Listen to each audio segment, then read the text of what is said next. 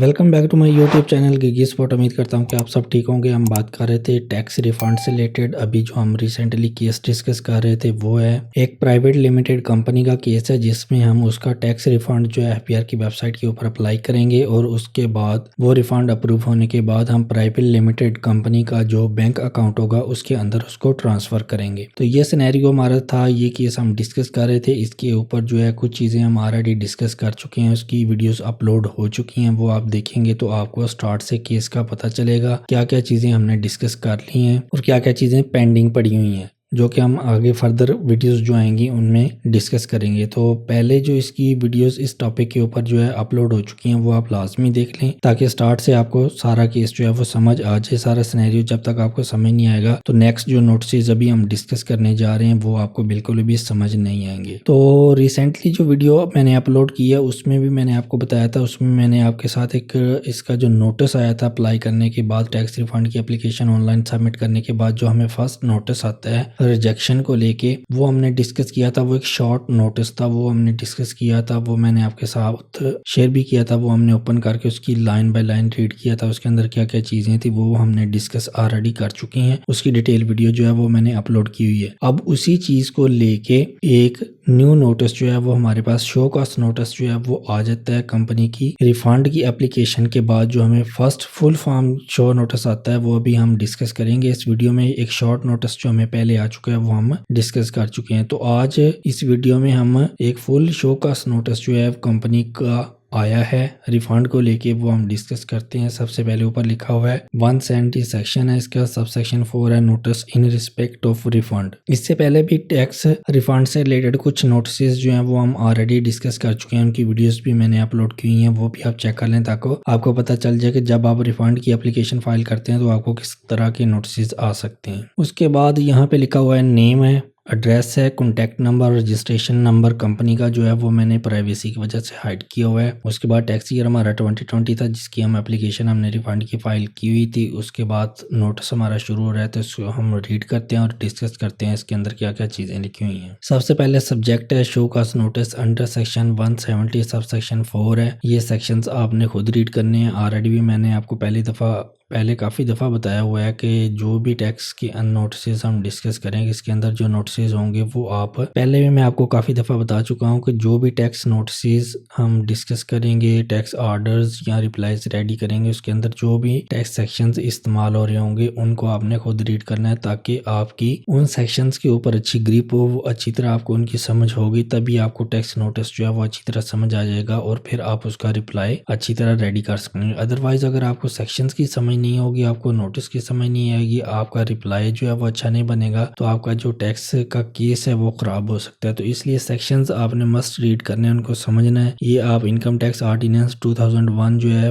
उससे रीड कर सकते हैं, ये एफपीआर की वेबसाइट के ऊपर आपको मिल जाएगा। अदरवाइज इसके अलावा 2 बुक्स जो हैं वो मैं ऑलरेडी अपनी प्रीवियस वीडियोस में काफी दफा बता चुका हूँ कि वो टैक्स की बुक्स वहां से भी आप रीड कर सकते हैं। वहां पे इजी लैंग्वेज में टैक्स के सेक्शंस लिखे हुए हैं। उसके बाद लिखा हुआ टैक्स ईयर हमारा 2020 है। सबसे नीचे लिखा हुआ है tax payer in the instant case is a private limited company engaged in the business of manufacturing and sale of polypropylene bags. Return for the tax year under consideration was e-filed within the prescribed time limit declaring following। यहाँ पे उन्होंने बताया हुआ है थोड़ी सी जो tax return से related जो है वो इन्फॉर्मेशन बताई है कि टैक्स रिटर्न के अंदर जो कंपनी थी प्राइवेट लिमिटेड उसका टर्नओवर कितना था, उसकी टोटल इनकम या लॉस क्या बनता है वो था, उसके ऊपर टैक्स कितना चार्जेबल था, डिडक्ट कितना हुआ था। तो ये सारी इन्फॉर्मेशन उन्होंने बताई हुई है। सबसे पहले टैक्स ईयर है जो कि 2020 है। उसके बाद टर्नओवर डिक्लेयर्ड जो है वो उन्होंने बताया हुआ है, इनकम या लॉस बताई हुई है, टैक्स चार्जेबल है,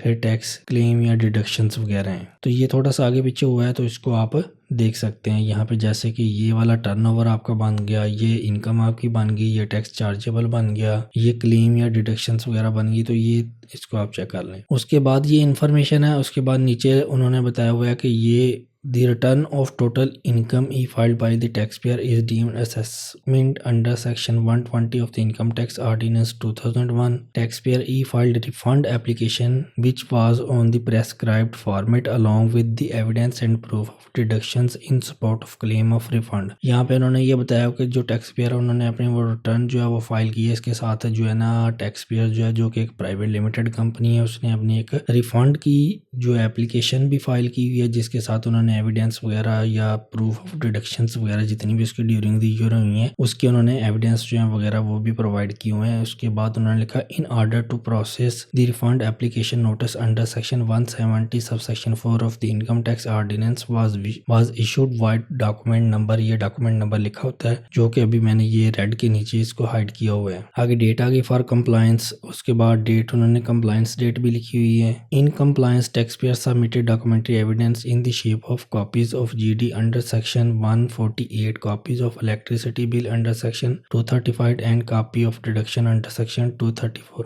ये जो डिडक्शंस हुई थी, ये जो हमारा टोटल रिफंड बन रहा था जो इसकी एप्लीकेशन हमने फाइल की थी वो भी मैंने आपके साथ शेयर की है। सारी चीज़ें हमने एप्लीकेशन जो है कंप्लीट प्रोसेस जो है एप्लीकेशन का इस कंपनी का रेडी करके हमने फाइल करने का तरीकेकार सीखा है। वो प्रीवियस वीडियो मैंने अपलोड की हुई है, वो आप चेक कर लेंगे। वहाँ पे मैंने आपको बताया था कि इसका टैक्स रिफंड कितना बनता है। उसमें एक वीडियो के अंदर मैंने आपको इसकी कंपनी की टैक्स रिटर्न भी ओपन करके चेक करवाया था कि वहाँ पे रिफंड जो है वो पड़ा हुआ है। उसका जो ब्रेकअप था वो भी मैंने आपको बताया था कि वो इलेक्ट्रिसिटी बिल्स वाला है और एक व्हीकल वाला था। तो वो वीडियो जब आप देखेंगे तो आपको ये वाली जो लाइन लिखी हुई है इस चीज़ की समझ आ जाएगी यहाँ तक। उसके बाद नीचे हम कंटिन्यू करते हैं एप्लीकेशन को। उसके बाद लिखा हुआ है meanwhile taxpayer submitted revise return declare the following result. पहले है टैक्स पेयर जो है उसने ड्यूरिंग द ईयर अपनी एक टैक्स रिटर्न फाइल करता है, लेकिन उसके बाद वो अपने टैक्स रिटर्न को रिवाइज भी करता है। रिवाइज जो है उसके अंदर उन्होंने चीज़ें लिखी हुई हैं, ये अमाउंट्स लिखी हुई है। टर्नओवर आपका ये वाला आ गया, इनकम या लॉस आपकी ये आ गई, उसके बाद टैक्स चार्जेबल आ गया, उसके बाद डिडक्शंस ड्यूरिंग द ईयर जो हुई हैं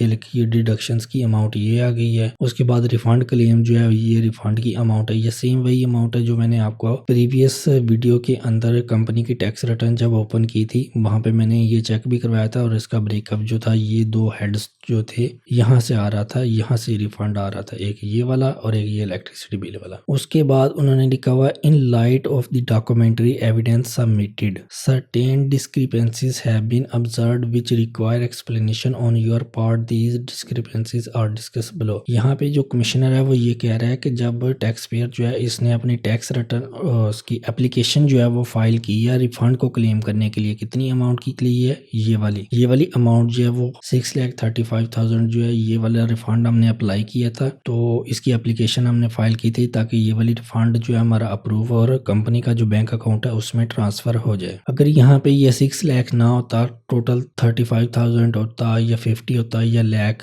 1 लाख के करीब होता, फिर हम इसकी एप्लीकेशन जो है वो ऑनलाइन फाइल ना करते क्योंकि ये अमाउंट कम होती, तो फिर हम कमिंग ईयर्स की जो टैक्स रिटर्न होती है उसके अंदर जो हमारी टैक्स लायबिलिटी बनती उसके साथ हम इस रिफंड को एडजस्ट कर लेते। लेकिन अभी हमारे जो रिफंड की अमाउंट ज़्यादा है तो इसलिए हमने इसकी एप्लीकेशन ऑन फाइल की है ऑनलाइन ताकि ये रिफंड जो है हमारा अप्रूव हो और कंपनी का जो बैंक अकाउंट है उसके अंदर ये ट्रांसफ़र हो जाए। ये ट्रांसफ़र कैसे होगा, इसका जो फाइनल ऑर्डर आएगा वो भी मैं आपके साथ शेयर करूंगा जब इसका ये रिफंड जो है वो अप्रूव होता है। इसकी रिजेक्शंस भी होती है, इसकी अपील्स में भी हम जाते हैं, लेकिन एट द एंड हमारा जो है ये रिफंड अप्रूव होता है और कंपनी के बैंक अकाउंट में ट्रांसफ़र होता है। तो ये सारा प्रोसेस है, जितने भी नोटिस वगैरह आएंगे, जितने भी ऑर्डर्स आएंगे वो सारे के सारे मैं आपके साथ शेयर करूंगा कि प्रैक्टिकल लाइफ में प्राइवेट लिमिटेड कंपनी के इस तरह के केसेस भी होते हैं जिसमें इस तरह की रिजेक्शंस वगैरह आ जाती हैं या डिस्क्रिपेंसीज वगैरह आ जाती हैं, जिसकी सूरत में वो एक्स्ट्रा नोटिस आपको आते हैं एक्सप्लेनेशन के लिए ताकि आप मजीद डॉक्यूमेंट्री एविडेंस वगैरह प्रोवाइड करें, कैलकुलेशंस प्रोवाइड करें ताकि आपकी चीज़ों को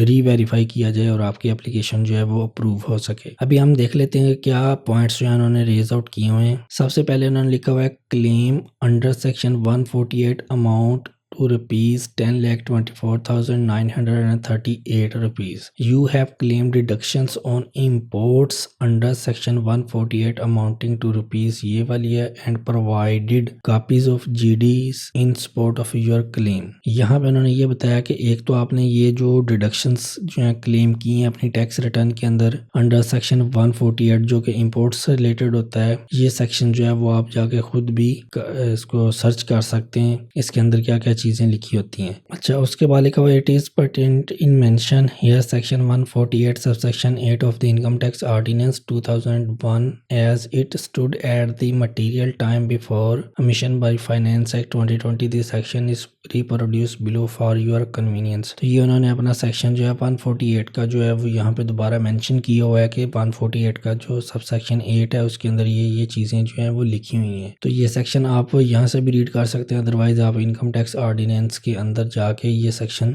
चेक कर सकते हैं उसके अंदर क्या क्या चीज़ें लिखी हुई हैं। उसके बाद यहाँ पे हम इसका जो स्टेटस है उनकी तरफ से फाइनल जो है वो हम चेक कर लेते हैं कि इसके अंदर उन्होंने क्या लिखा हुआ है। और यहाँ पे कह रहे हैं GD submitted by you were scrutinized to ascertain genuineness of the claim of refund perusal of GDs clearly shows that you have imported raw material falling under section HS code. ये HS कोड्स वगैरह जो हैं वो कुछ specific product से related होते हैं, ये उन्होंने मेंशन किए हुए हैं। In light of the above the undersigned has reasons to believe that tax credit under section 148 was wrongly claimed by you, tax deducted on imports falling under PCT headings, ये headings लिखी हुई हैं इस minimum tax. यहाँ पे वो ये कह रहे हैं कि आपने ये जो 148 सेक्शन से रिलेटेड जो आपने टैक्स की अमाउंट है जो कि 10,24,000 है, ये उन्होंने मेंशन भी की है। वो कह रहे हैं कि ये वाली जो अमाउंट है ये आप एक मिनिमम टैक्स रजीम जो होती है, एक फाइनल टैक्स रजीम होती है, एक नॉर्मल टैक्स रजीम होती है, तो वो कह रहे हैं कि ये मिनिमम टैक्स रजीम के अंडर आ रहा है, तो इसलिए आप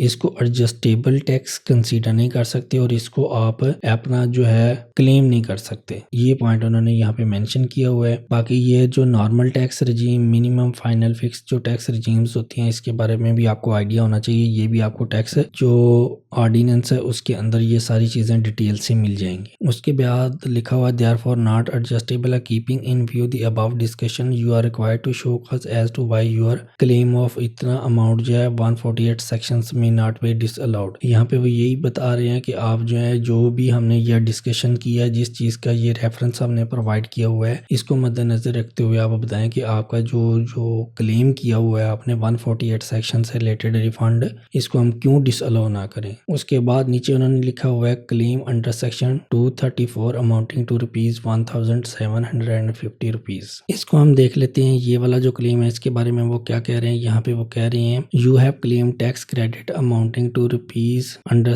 ये अमाउंट है जो हमने क्लेम किया under section 234 on account of tax on motor vehicle. ये व्हीकल से रिलेटेड हमने टैक्स वगैरह पे किया था जो कि एडजस्टेबल टैक्सेस होते हैं, इसको हम क्लेम कर सकते हैं। तो इसके बारे में उन्होंने बताया हुआ है you have failed to provide original proof of deduction या CPRs in support of your claim. यहाँ पे वो ये चीज़ नहीं कह रहा है कि आपका जो है ये किस टैक्स रजीम के अंदर कर रहा है, या मिनिमम है या फाइनल टैक्स है, इसको आप कंसीडर नहीं कर सकते या इसको आप क्लेम नहीं कर सकते। यहाँ पे उन्होंने ये पॉइंट रेज आउट किया है कि आपने ये जो अमाउंट क्लेम की है सेक्शन 234 के अंडर जो है 1,750 रुपीज़ की अमाउंट जो है जो आपने रिफंड की सूरत में क्लेम की है, इसके आपने जो ओरिजिनल प्रूफ जो है मतलब के डिडक्शंस के या CPR वगैरह जो है वो प्रोवाइड नहीं किए। अब ये देखें कि जब आप एप्लीकेशन जो है वो ऑनलाइन फाइल करते हैं वहाँ पे आपने अपने डॉक्यूमेंट्री एविडेंस जो है वो साथ अटैच करने होते हैं। अब ये जो टैक्स रिटर्न, ये जो एप्लीकेशन फाइल की गई है रिफंड से रिलेटेड, इसमें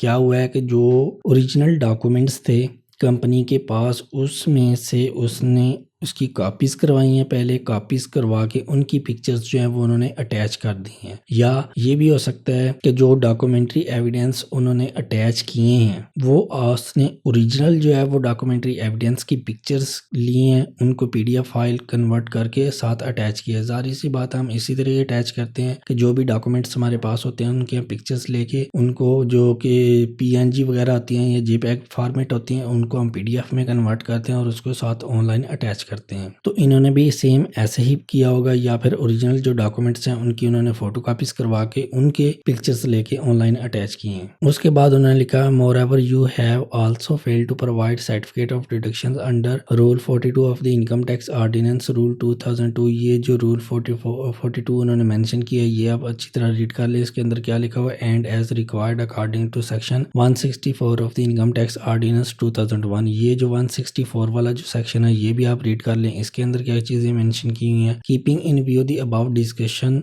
you are required to show cause as to why your claim of ₹1750 under section 234 may not be disallowed. यहाँ पे भी उन्होंने सेम पॉइंट वो ही रेज किया हो कि आप ये बताएं कि आपका ये जो हमने रेफरेंस दिया हुआ है इसके मद्देनजर रखते हुए या इसको सामने रखते हुए आपका जो क्लेम है उसको हम क्यों डिसअलाउ ना करें। अब यहाँ पे सिर्फ जो है ये जो पॉइंट नंबर 2 उन्होंने जो पॉइंट नंबर 2 रेज आउट किया हुआ है इसमें सिर्फ मसला क्या है कि वो ये कह रही हैं कि हमें जो ओरिजिनल प्रूफ्स है ना वो आप प्रोवाइड कर दें। ओरिजिनल प्रूफ क्या होंगे कि जब आप कोई भी व्हीकल वगैरह जो है उसको परचेज करते हैं या किसी किस्म का टैक्स वगैरह पे करते हैं तो जाहिर सी बात है जब आप टैक्स पे करते हैं व्हीकल का टोकन टैक्स या दूसरे वगैरह कोई भी टैक्स होता है जो तो उसका आपने सीपीआर क्रिएट करके ही पे करते हैं ना। तो अब उनको सिर्फ ये उसका ओरिजिनल सीपीआर चाहिए। मे बी पहले जो है वो कॉपी चली गई हो या इमेज साथ अटैच की हो जो भी किया हो, लेकिन वो क्या चाह रहे हैं कि हमें ओरिजिनल जो सीपीआर है क्रिएट हुआ एफबीआर की वेबसाइट के ऊपर जो क्रिएट किया गया था वो अगर तो वो बैंक के थ्रू पे किया हुआ है तो सीपीआर के ऊपर बैंक की जो स्टैम्प वगैरह लगी है वो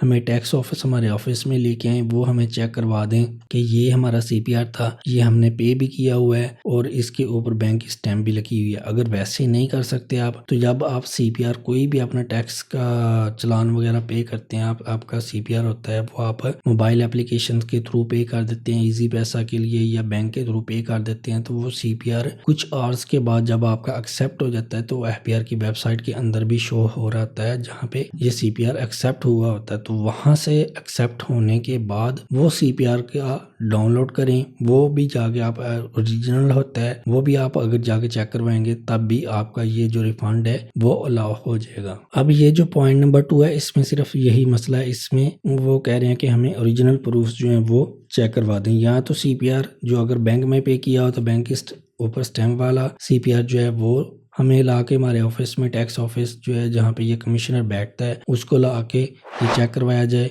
या फिर जो सीपीआर जो अगर आपने ऑनलाइन पेमेंट किया है तो जब सीपीआर एक्सेप्ट हो गया वो डाउनलोड करके वो इसको चेक करवाया जाए ताकि हमारा ये वाला जो रिफंड है क्लेम जो हमने किया है सेक्शन 234 का ये हमें अलाउ हो जाए। ये ऊपर जो पॉइंट नंबर 1 है वो तो चलो ठीक है, वो कह रहे हैं कि वो हमारा मिनिमम टैक्स रजीम के अंदर आ रहा है तो इसलिए हम उसको क्लेम नहीं कर सकते, लेकिन ये वाला जो पॉइंट नंबर 2 है ये हम क्लेम कर सकते हैं। इसमें सिर्फ ओरिजिनल प्रूफ्स की जो है वो बात है वो हम प्रोवाइड कर सकते हैं ताकि हमें ये वाला जो है अलाउ हो जाए। अब उसके बाद नेक्स्ट जो पॉइंट नंबर 3 है वो हम देख लेते हैं। 3 पॉइंट नंबर में क्या उन्होंने लिखा हुआ है, claim under section 235 amounting to ₹6,93,094 यहाँ पे वो बता रहे हैं you have claim tax credit amounting to ₹6,93,094 under section 235 on account of electricity consumption. ये जो प्राइवेट लिमिटेड कंपनी है इसका जो भी फैक्ट्री वगैरह होगी जहाँ पे ये प्रोडक्शंस वगैरह कर रहे होंगे वहाँ का जो इलेक्ट्रिसिटी बिल है, मतलब कि कमर्शियल रेजिडेंशियल नहीं कमर्शियल जो इलेक्ट्रिसिटी का बिल होता है उसके ऊपर जो टैक्स वगैरह लग जाता है ये टैक्स वो वाला है। जो भी इलेक्ट्रिसिटी बिल आते हैं जो आप रेजिडेंशियल होते हैं जो आपके घर के बिजली के बिल आते हैं उसके ऊपर टैक्स नहीं होता। जो कमर्शियल बिल्स होते हैं जो कि आपने किसी भी कारोबार कर रहे हैं वहां पे आपका जो मीटर लगा हुआ है, आपकी कोई शॉप है या आपकी कोई फैक्ट्री है या आपका कोई ऑफिस है तो वहां पे जो कमर्शियल यूज के लिए हो रहे होते हैं इलेक्ट्रिसिटी बिल उनके ऊपर जो टैक्स लग जाता है वो एडजस्टेबल टैक्सेस होते हैं, उनको आप क्लेम कर सकते हैं। तो ये सेम उनका कंपनी का प्राइवेट लिमिटेड कंपनी का उनका जो फैक्ट्री से रिलेटेड बिल है वो ये है, उसके ऊपर जो टैक्स बना था ये वो वाली अमाउंट है 6,93,000 की जो उन्होंने क्लेम की हुई है। तो यहाँ पे वो बता रहा है कि you have failed to provide original bills in support of your claim, moreover you have also failed to provide certificate of deduction CPR under rule 42 of the income tax rules.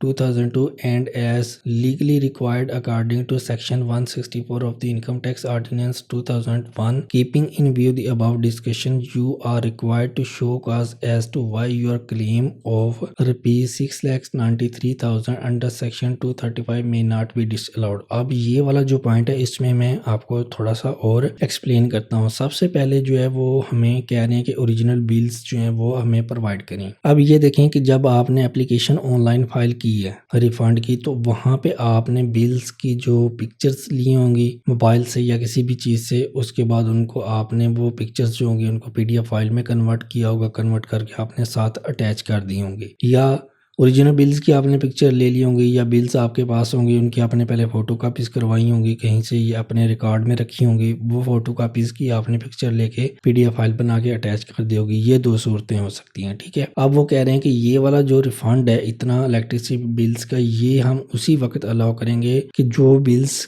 हैं, जितने भी आपके बिल्स हैं जिनके ऊपर tax की total amount ये 6,93,000 बन रही है, वो ओरिजिनल बिल जो वापडा की तरफ से हमें रिसीव होते हैं, कलरफुल जो बिल होते हैं वापडा की तरफ से हमें रिसीव होते हैं, वो लेके आए टैक्स ऑफिस में। हमारा जो कमिश्नर है उसके ऑफिस में लेके आए, उसको ला के वो ओरिजिनल बिल्स दिखाएं। वो एक एक बिल को वेरीफाई करेगा कि हाँ ये वापडा की तरफ से ओरिजिनल बिल आया था, इसके ऊपर इतना टैक्स है। पर जितने भी बिल्स होंगे उन सभी बिल्स के टैक्स को वो कैलकुलेट करेंगे कि वो वाकई ही इतना टैक्स बन रहा है या नहीं बन रहा है। इस तरह वो उनको वेरीफाई करना चाह रहे हैं। तो इसमें किसी किस्म का कोई इशू नहीं है। ये हमारे पास बिल्स जो हैं वो कंपनी के पास मौजूद हैं, वो ये बिल्स प्रोवाइड कर सकते हैं ओरिजिनल। और ये वाला जो रिफंड है पॉइंट नंबर 3 के ऊपर जो उन्होंने रेज आउट किया हुआ है, पॉइंट नंबर 3 वाला जो टैक्स रिफंड है, ये हम क्लेम कर सकते हैं। उसके बाद दूसरा जो पॉइंट यहाँ पे उन्होंने रेज आउट किया है, you have failed to provide certificate of deduction या CPR under rule 42 of the income tax ordinance. अच्छा, यहाँ पे एक और सर्टिफिकेट जो है वो कह रहे हैं कि हमें प्रोवाइड किया जाए कि वाकई आपकी इतनी डिडक्शन हुई है। ये वाला जो सर्टिफिकेट है ये आपको कहाँ से मिलेगा? ये वापडा के ऑफिस से ही आपको मिल सकता है। ये वाला सर्टिफिकेट, ये जितने भी बिल्स होते हैं या बिल्स लेके जाएंगे जिनके ऊपर इस तरह का लाखों में टैक्स रिफंड आपका बन रहा हो, टैक्स का अमाउंट बन रही है, तो वो बिल्स आप टोटल कैलकुलेट करें जो कि आपने टैक्स रिफंड क्लेम करना होता है। वह वापडा के ऑफिस जाएं, वहाँ पे जो उनके कंसर्न्ड ऑफिसर वगैरह बैठे होते हैं उनके पास जाएं कि हमारे ये बिल्स हैं इतने, इसके ऊपर इतना टैक्स बन रहा है, इसकी हमने एप्लीकेशन जो है वो फाइल की हुई है ऑनलाइन। वो साथ आप एप्लीकेशन भी टैक्स रिफंड वाली साथ उसको डाउनलोड करके ले जाएं। ये एप्लीकेशन जो है वो हमने फाइल की हुई है, तो इसके अकॉर्डिंग जो है वो टैक्स कमिश्नर जो है वो सर्टिफिकेट वगैरह डिडक्शन का मांग रहा है। ये जब वो टैक्स एप्लीकेशन जो देखेंगे, ये टैक्स शोकास नोटिस देखेंगे, इसके अंदर ये चीज़ उन्होंने रिक्वायर की हुई है टैक्स रिफंड क्लेम करने के लिए। तो ये जब वो वापडा वाला कंसर्न्ड ऑफिसर जो है इस चीज़ को देखेगा तो वहाँ पे वो एक सर्टिफिकेट जो है वो इशू कर देगा कि वाकई ही इतने बिल्स हैं इन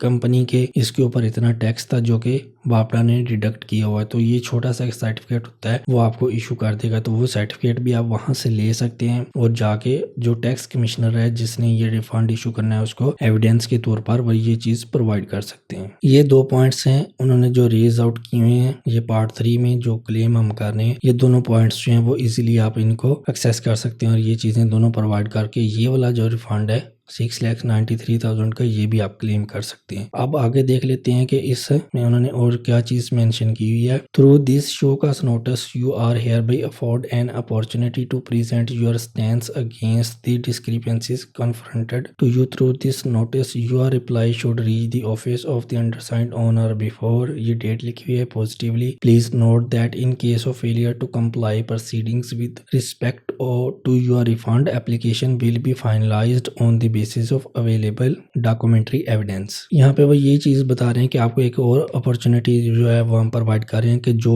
भी हमने ये पॉइंट्स रेज आउट किए हुए हैं, जो डॉक्यूमेंट्स हमने ओरिजिनल फॉर्म में आपसे रिक्वायर किए हुए हैं, वो आप जल्द से जल्द प्रोवाइड करें एक प्रॉपर जो है रिप्लाई जिसमें एक्सप्लेनेशंस वगैरह दी गई हैं और साथ उसके ये जो डॉक्यूमेंट्स हमने रिक्वायर्ड किए हुए हैं ओरिजिनल फॉर्म में वो अटैच करके हमारे इस डेट को हमारे ऑफिस में ये चीज़ें जो है वो प्रोवाइड करें ताकि आपका ये जो केस है वो उसको हम अप्रूव कर सकें वेरिफिकेशन के बाद और आपका जो रिफंड है वो भी अप्रूव हो जाए। अगर आप ये चीज़ें प्रोवाइड नहीं करते विद इन ड्यू डेट तो फिर ये है कि हमारे पास जो भी एविडेंस होंगे उसकी बेस पे हम इस चीज़ को फाइनलाइज करेंगे और आपकी ये जो अमाउंट है उसको क्लेम जो आप कर रहे हैं सारी उसको हम रिजेक्ट करेंगे। उसके बाद नीचे कमिश्नर की इंफॉर्मेशन वगैरह बताई हुई है। तो ये वाला जो टैक्स नोटिस है एक शो कास्ट नोटिस है क्लेम का जो हमें आया था एप्लीकेशन फाइल करने के बाद। टैक्स रिफंड की एप्लीकेशन जो प्राइवेट लिमिटेड की हमने फाइल की हुई है। उसके बाद हमें एक शॉर्ट नोटिस आता है। शॉर्ट नोटिस के बाद हमें ये एक डिटेल फुल डिटेल नोटिस आता है जिसमें ये सारे के सारे पॉइंट्स उन्होंने रेज आउट किए हैं और क्या क्या चीज़ें उनको फर्दर रिक्वायर हैं वेरिफिकेशन के लिए, कौन कौन सी चीज़ें उनको ओरिजिनल फॉर्म में रिक्वायर हैं वो भी उन्होंने यहाँ पे मेंशन किए हैं ताकि ये जितनी भी चीज़ें हैं ये आप प्रोवाइड करें और प्रोवाइड करने के बाद हम इनको री-वेरीफाई करेंगे और री-वेरीफाई करने के बाद आपकी एप्लीकेशन का जो भी स्टेटस होगा वो एक्सेप्ट होती हैं ये सारी चीज़ें। उसकी बेस पे आपका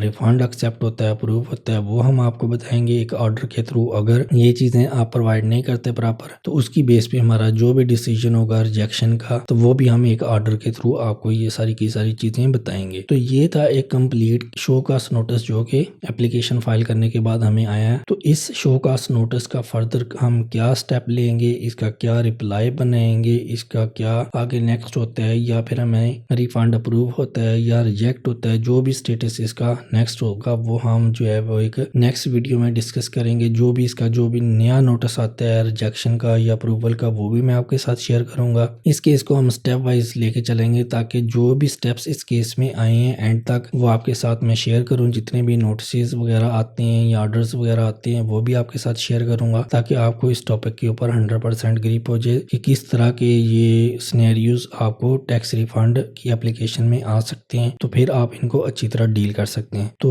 इस वीडियो में इतना ही था। आपने इस वीडियो को लाजमी लाइक भी करना है, शेयर भी करना है, चैनल को लाजमी सब्सक्राइब करना है। मिलते हैं एक न्यू वीडियो में जिसमें हम इसके फर्दर चीज़ों को डिस्कस करेंगे। तब तक के लिए अल्लाह हाफिज़।